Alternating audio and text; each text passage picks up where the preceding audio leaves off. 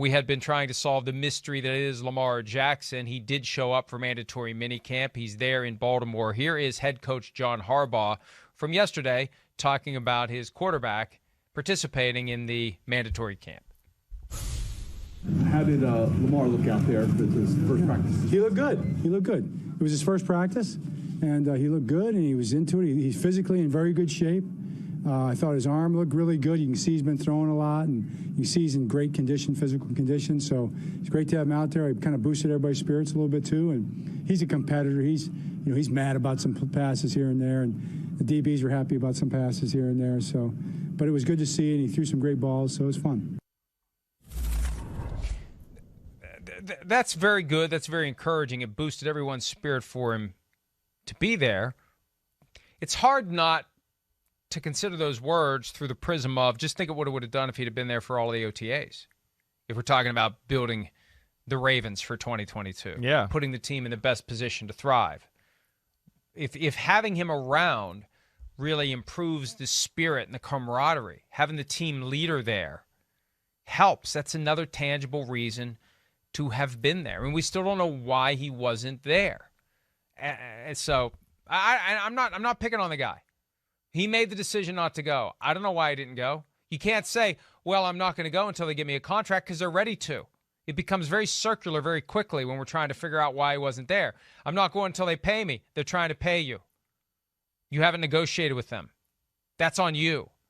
It's good, but it's good that he's there. Yeah. It's good that the Ravens are taking full advantage of his presence. And, we'll at some point, I think once training camp starts and he presumably shows up, the contract stuff just is a non-issue until after the season, because we know that nothing is going to happen between now and then. Yeah, I mean, yes. Again, hey, if he was there, I bet you the DBs wouldn't have been as happy, as far as after practice that day. I bet you would have been a little sharper. I know we got time to work on it and all that, but again, they'd be further down the road. You might know some of the new nuances that Greg Roman's put into the offense and be more comfortable there. And then you feel better, going into training camp about where your quarterback is and where the offense is. Again, not that they can't make up that ground, but can you be further along if Lamar was there at OTAs? Yes. And again, it's weird. You're right. I still hear people on TV going, he shouldn't show up until they pay him. And I want to go, wait, are you not paying attention to the NFL? What is going on here? Why do you keep telling me he shouldn't show up? They're trying to pay him. Stop telling me that stupid point. I see people say it like 3 times a week, and I go, I can't listen to you anymore. I'm not sure if you're even aware of what's going on in the NFL. Like, stop. That's ridiculous. They're trying to pay him big-time money, top of the market. And then, to your point and what you talked about with the energy, that is real, period. It doesn't matter if it's Lamar Jackson or anybody. I mean, Kyler Murray's quiet. That's still going to add to the energy of the team. Marquise Hollywood Brown, Rondale Moore, they're going to want to be on their game and show that they're playing good so the quarterback likes them. Look how I've grown. Look what I'm doing out here. It rises the level of everybody, let alone if you have a guy like Lamar who has more personality and a little more pizzazz than a Kyler Murray, to where the way he talks in the locker room and, I think the way he talks and shoots, shoots the shit, sorry for lack of a better way, to talk with guys when they're stretching before, that all adds to the energy of the practice. And then probably talk some crap to the DBs. Hey, we're going to tear you up today. And now the DBs are ready to go and play at a different level. That's the value of the franchise quarterback.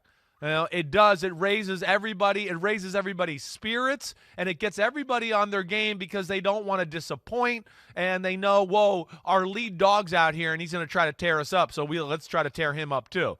And that's where the franchise quarterback is extremely handy for a football team. Last week, we threw out 3 potential explanations for why Lamar Jackson is doing what he's doing, what he wants, etc. I have reason to believe that these are accurate, that this really does properly explain where things are from the perspective of the team, which doesn't know, like we don't know what the hell is going on. 1, he doesn't want to be there. 2, he doesn't know what he wants. 3, and this is the one that I think is the answer, he wants a non-negotiable offer. You might be right. In other words, an offer that doesn't require negotiation. Right. They show up and they say, here it is. Here's Deshaun Watson plus.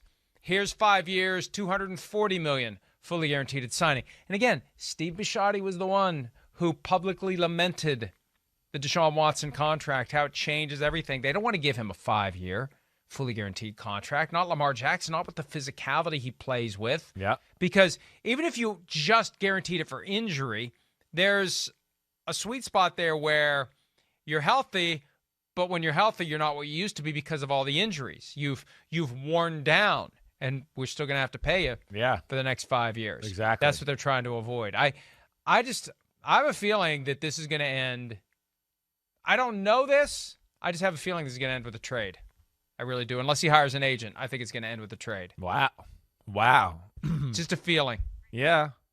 I don't have that feeling. I don't. It is weird. Again, it is weird. I don't know what to make of it. The more and more time goes by, I kind of tend to think like you do, that he just wants one where, hey, you're right, here's a contract. You don't need an agent to do this. It's so perfect and great that, you, as long as you know math, here you go, boom, sign it. All right, cool. Maybe that is what it is. It is. Again, it's very simple logic. They say they love me. Yeah. I'm an MVP. I know what I can do. They know what I can do. Why should we have to negotiate? Why do I need an agent to negotiate this? There should be no reason to negotiate it. If they truly feel about me the way that they do, they just write the check. I know. And there's some logic to that. There's some appeal to that. There is. There is. But I think the point that you've made, and I think the point here is that, yes, but that doesn't mean we just guarantee it and give you everything. There's still risk on our side that we got to protect ourselves with a little. And I think that's where that falls in line to your conversation of the way he plays, of course, the age he's getting to, and then, yes, the dumbest contract in the history of football with Jimmy Haslam and company have definitely confused that situation, I'm sure, in Lamar Jackson's brain a little bit. And see, that's the problem, because from his perspective, why shouldn't I get Deshaun Watson's deal? I go to the playoffs. I got an 26 MVP. lawsuits Right, yeah. pending against me. You don't have to worry about that stuff for me. I've never done anything that could cause this organization any type of problem. And the argument that another billion-dollar business in our same industry is crazy, that doesn't fly. That just doesn't fly. You can try it, but it's not going to fly because they did it. They are in your industry. They have set the bar. And even if you disagree with that bar, they've set that bar. That's where the bar is. You may not like it, but that always happens. You pick your industry. Somebody does something like, oh, everybody's like, oh, they did a crazy deal. Well, you know what? The next thing you know, there's another deal just like it, and another deal even better, and another deal even better. That's how it works. Yeah, it's how it works. Like announcing, like Tony Romo deal, like you mean stuff like that. That's how it works. Yeah, exactly. Oh, the CBS was crazy. CBS is crazy, and everybody else is doing deals better than what Tony Romo got. Exactly. They're still calling CBS crazy, but they're exactly right. Yes. CBS started it. Well, a hell of a lot of other people followed. Yeah, 100%. At a certain point, it's just reality. Yeah. Hi, I'm Mike Tirico, and thanks for watching.